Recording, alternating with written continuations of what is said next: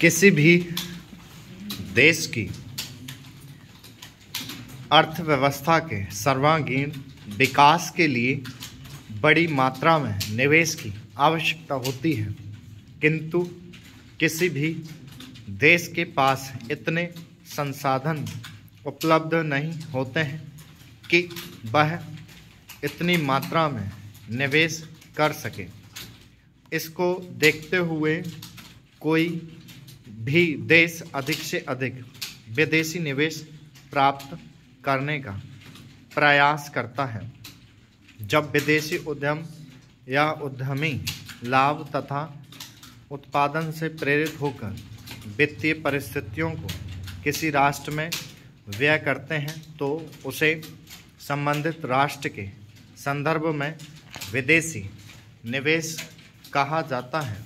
इसके माध्यम से संबंधित क्षेत्र में पूंजी एवं तकनीक आदि का आगमन होता है।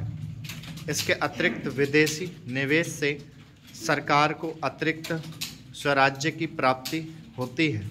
यही कारण है कि वैश्वीकरण के इस दौर में लगभग सभी देशों ने आर्थिक विकास के लिए विदेशी निवेश के महत्व को स्वीकार किया है। भारत भी 1990 के दशक से नवीन आर्थिक नीति के अंतर्गत विदेशी निवेश की प्राप्ति पर बल दे रहा है। वर्तमान भारतीय अर्थव्यवस्था संक्रमण काल से गुजर रही है, जिस कारण आज भारतीय अर्थव्यवस्था को अधिक से अधिक विदेशी निवेश, विशेषकर पूंजीगत निवेश की आवश्यकता है। विदेशी निवेश के प्रकार। विदेशी निवेश को मुख्यतः दो भागों में विभाजित किया जाता है। प्रत्यक्ष विदेशी निवेश सामान्यतः जब किसी देश में उत्पादन के साधनों, भूमि, मशीन, पूंजीगत सामान में विदेशी निवेश व्यक्ति या कंपनी प्रत्यक्ष रूप से निवेश करते हैं तो उसे प्रत्यक्ष विदेशी निवेश कहते हैं। यह निवेश अवसंरचना से संबंधित और दीर्घकालीन उद्यमियों निवेश होता है। ऐसे निवेश से निवेशकों को दूसरे देश की संबंधित कंपनी के प्रबंधन में कुछ हिस्सा प्राप्त हो जाता है, जिसमें उनकी पूंजी निवेशित रहती है। किसी निवेश को एफडीआई की श्रेणी में तब शामिल किया जाता है जब किसी निवेशक के द्वारा न्यूनतम 10% शेयर खरीदा गया हो, वह साथ ही संबंधित कंपनी से मताधिकार प्राप्त किया गया हो। प्रत्यक्ष विदेशी निवेश दो प्रकार का होता है, ब्राउनफील्ड निवेश तथा ग्रीनफील्ड निवेश। ऐसा प्रत्यक्ष विदेशी निवेश जिसे पूर्व में व्यवस्थित किसी इकाई में निवेशित किया जाता है, वह ब्राउनफील्ड निवेश के अंतर्गत आता है। जबकि ऐसा एफडीआई जो किसी नई इकाई तथा आधारभूत संरचना के विकास में निवेशित किया जाता है, वह ग्रीनफील्ड निवेश के अंतर्गत आता है। वैसे विदेशी निवेश जो किसी विदेशी निदेशक द्वारा समता व अंशों के रूप में रखे जाते हैं, उसे पोर्टफोलियो विदेशी निवेश के अंतर्गत शामिल किया जाता है। इस तरह के निवेश पर एक निश्चित ब्याज व लाभांश की गारंटी दी जाती है एवं इसमें निवेशकर्ता को कोई जोखिम नहीं होता है। इसमें कंपनी का स्वामित्व एवं नियंत्रण संबंधित कंपनी के पास ही रहता है। इस तरह के निवेश शेयर बाजार के माध्यम से किए जाते हैं, जिसमें विदेशी संस्थागत निवेश, सार्वभौमिक न्यासी रसीदें, अमेरिकी न्यासी रसीदें आदि शामिल होते हैं।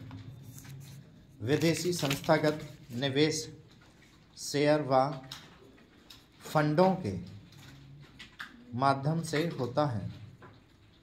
इसके अंतर्गत नोट्स जारी, सरकारी प्रतिभूतियां व कॉमर्शियल पेपर आदि को निवेश का माध्यम बनाया जाता है। ये अल्पकालीन वित्त की होती है तथा इनमें पलायन करने की प्रवृत्ति अधिक होती है। भारत में निवेश से संबंधित संस्था भारत में FDI दो मार्ग से आते हैं: स्वचालित मार्ग तथा सरकार द्वारा अनुमोदित मार्ग। स्वचालित मार्ग के द्वारा FDI में सरकार की अनुमति की आवश्यकता नहीं होती, बल्कि इसका प्रबंधन RBI द्वारा किया जाता है। सरकार द्वारा अनुमोदित मार्ग के अंतर्गत विदेशी विनियोग प्रोत्साहन बोर्ड द्वारा अनुमोदित किया जाता है। भारत सरकार के अनुसार FDI का कुल 90% से अधिक स्वचालित मार्ग से ही आता है। अतः विदेशी विनियोग प्रोत्साहन बोर्ड की प्रासंगिकता नहीं है। यही कारण है कि इस बोर्ड को समाप्त करने का निर्णय लिया गया है। भारत सरकार का वाणिज्य एवं उद्योग मंत्रालय निरंतर आधार पर FDI नीति एवं क्षेत्रीय के रूप में होने वाले बदलावों की निगरानी और समीक्षा के लिए नोडल एजेंसी है। FDI नीति को औद्योगिक सहायता सचिवालय, औद्योगिक नीति एवं संवर्धन विभाग द्वारा प्रेस नोट्स के माध्यम से अधिसूचित किया जाता है। भारतीय अर्थव्यवस्था के लिए विदेशी निवेश की जरूरत क्यों? पिछले 5 वर्षों के दौरान भारत सरकार ने आर्थिक क्षेत्र में कुछ बड़े व कड़े कदम उठाए हैं, जैसे विमुद्रीकरण, मौद्रिक नीति का नया ढांचा, मुद्रास्फीति नियोजन, GST आदि, लेकिन अभी तक इनसे अपेक्षित परिणाम नहीं मिला है। वस्तुतः इस तरह के कदम का प्रभाव दीर्घावधि में देखा जाता है। यही कारण है कि आज भारतीय अर्थव्यवस्था कहीं ना कहीं मंदी की चपेट में है। आज भारतीय अर्थव्यवस्था के समक्ष देश में असमान आय वितरण, राजकोषीय संतुलन बनाए रखना, निवेश में तेजी लाना, बैंकों में बदले NPA, कृषि उद्योग में सुधार करना, गरीबी बेरोजगारी दूर करना आदि प्रमुख चुनौतियां हैं। वर्तमान कोरोना काल में उत्पन्न आर्थिक समस्याओं ने तो भारत में निवेश की आवश्यकता को और बढ़ा दिया है। जो भी प्रमुख चुनौतियां हैं, उपयुक्त चुनौतियों को दूर करने तथा भारतीय अर्थव्यवस्था को पटरी पर लाने के विभिन्न सरकारी प्रयासों के अतिरिक्त विदेशी निवेश पर बल देने की आवश्यकता है। स्टॉप।